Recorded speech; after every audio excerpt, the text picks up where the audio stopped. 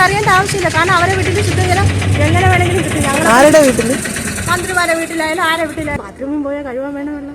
അതെ, അത് ഒറ്റ ഒരു ഇതിനോട് സ്കൂൾ യൂണിഫോം നനച്ചിട്ടുണ്ട്, സ്കൂളിൽ പറഞ്ഞു വിടാനും ഒന്നിനും ഒരു നിവർത്തി കുടിക്കാൻ കൂടെ ഇല്ല.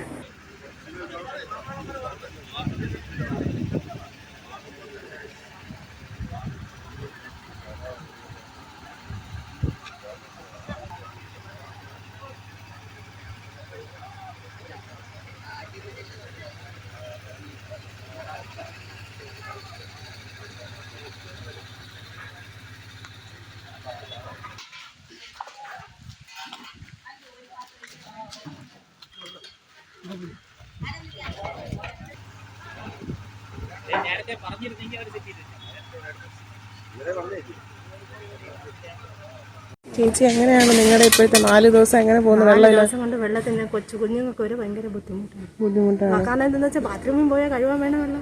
അതെ, അത് ഒറ്റ ഒരു ഇതിനോട് സ്കൂൾ യൂണിഫോം നനച്ചിട്ടുണ്ട്, സ്കൂളിൽ പറഞ്ഞു വിടാനും ഒന്നിനും ഒരു നിവർത്തി കുടിക്കാൻ കൂടെ ഇല്ല. കൊച്ചു സ്കൂളിൽ പോകുന്നില്ല? ഇല്ല. ആഹാരം ഹോട്ടലിൽ നിന്ന് വാങ്ങിക്കുന്നു, മിനറൽ വാട്ടർ കുപ്പിയും വാങ്ങിക്കണം. വെള്ളം കുടിക്കുന്നില്ല, മിനറൽ വാട്ടർ 20 രൂപ 40 രൂപ കൊടുത്ത് ഓരോ കുപ്പി വെള്ളം വാങ്ങിക്കും. ആഹാരം ഹോട്ടലിൽ നിന്ന് 3 നേരത്തേക്ക്. പക്ഷെ അപ്പൊ ഒരുപാട് ചെലവല്ലേ? ഒരുപാട് ചെലവ്, ബുദ്ധിമുട്ടാണ്, ഭയങ്കര ബുദ്ധിമുട്ട്.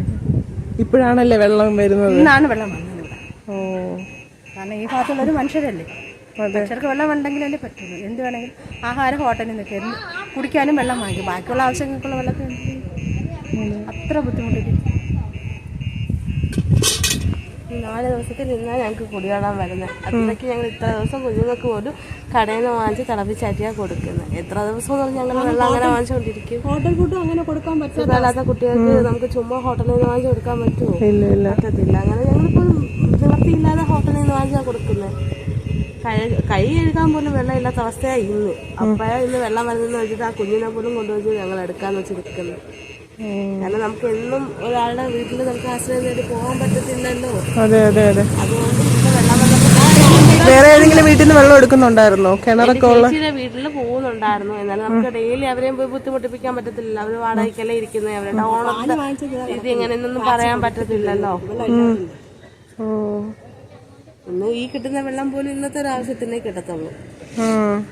ഇന്ന് ടോയ്ലറ്റിലൊക്കെ പോവാനും അങ്ങനത്തെ ഒരു ഫ്രഷ് ആവാനും മാത്രമേ ആവും. പിന്നെ അത് കഴിഞ്ഞാലും വേണമല്ലോ കുടിക്കാനായാലും പാചകത്തിനായാലും.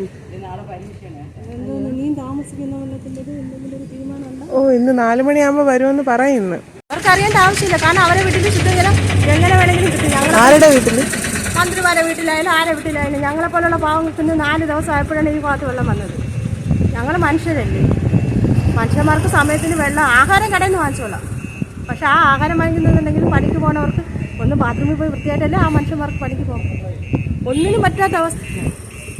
ഞാൻ ഇവിടെയല്ല താമസിക്കുന്നത്, ഞാൻ തലയിൽ താമസിക്കുന്നത്. അവർക്ക് വെള്ളത്തിൻ്റെ ഒരു ബുദ്ധിമുട്ടായപ്പോൾ ഞാൻ ഓടിങ്ങി വന്നതന്നെ എൻ്റെ പിള്ളേർ സഹായിച്ചു. അവളിത് ശ്വാസം മുട്ടലായിട്ട് ഇളുത്തിരിക്കും ആ വെള്ളത്തിൻ്റെ. എന്തോന്ന് ചെയ്യാം ഞങ്ങൾ? നമ്മൾ വാടകക്കാരാണ്. സ്വന്തം വീടാണെന്നുണ്ടെങ്കിൽ ശരി, നമുക്കൊരു കിണറെങ്കിലും എങ്ങനെയെങ്കിലും ഇതാക്കി കഴിക്കുന്നത്. വാടക വീട്ടിലേക്ക് അവർ ടാങ്ക് വെച്ചിട്ടുണ്ട്. ആ ടാങ്കിലുള്ള വെള്ളം തീരുമ്പോഴും ഇതുപോലെ നെട്ടോട്ട് ഓടേണ്ട കാര്യമാണ്.